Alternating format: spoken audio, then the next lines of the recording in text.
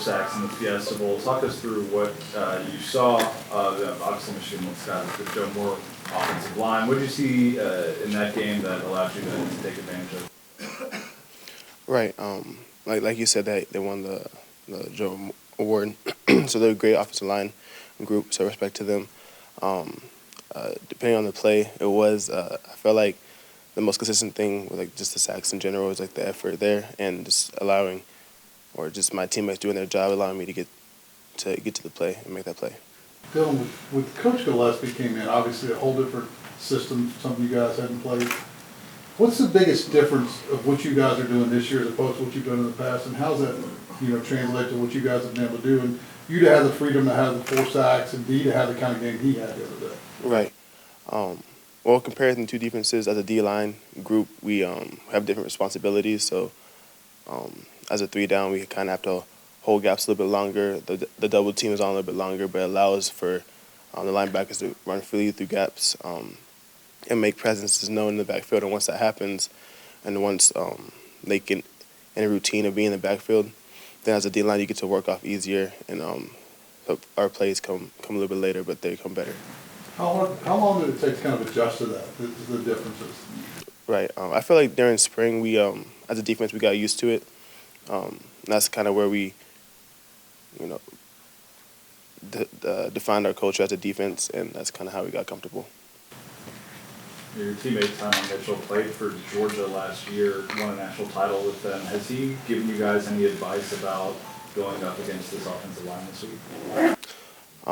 Not necessarily. I feel like we've just been watching film and just kind of having our own meetings and studying that way. We haven't really talked about any personnel or anything like that. So, Coach Dax was talking about, obviously you guys have been physical all year. Maybe people didn't realize how physical of a team you could be, but you went into that game last week, people were wondering how you guys would respond to their physicalness. You guys did. But now you face it again this week, and the team that maybe be more physical, more athletic. Just talk about what last week did for you, what you maybe showed people, and what it does for you going forward. Right. Well, going into the game, we knew we were a physical team. We got to show that during the game, and we kind of keep the same mindset coming into this upcoming game. Think you maybe surprised some people, though?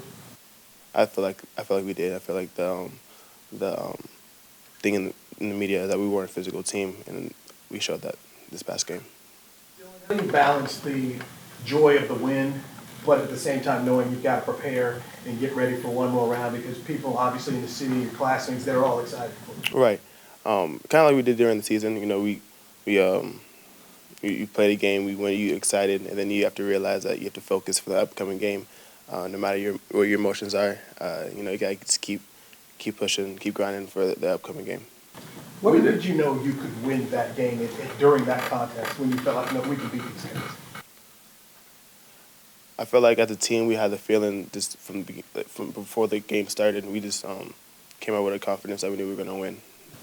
Dylan, what did it mean to you to have all the fans at the Fiesta Bowl, and then when you guys get back here to the facilities, you got fans waiting for you here? What did that mean to you guys as players?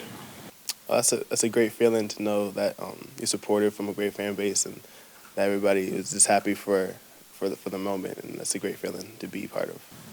Dylan, what was the conversation playing against multiple tight end teams like you're going to see in Georgia, and you played in Michigan and the Big 12 championship as well, as opposed to like a 10 personnel team, with tight ends. What's your preference and why? That's a good question.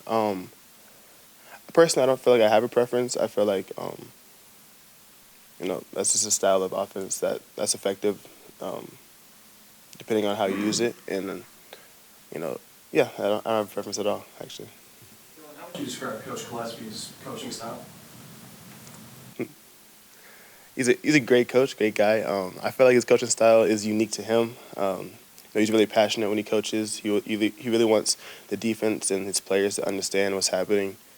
And, if you have any questions, you can come to him. I feel like as long as we all play fast and physical and fly around and use our speed as a defense, then he's happy with that, and he wants to show that.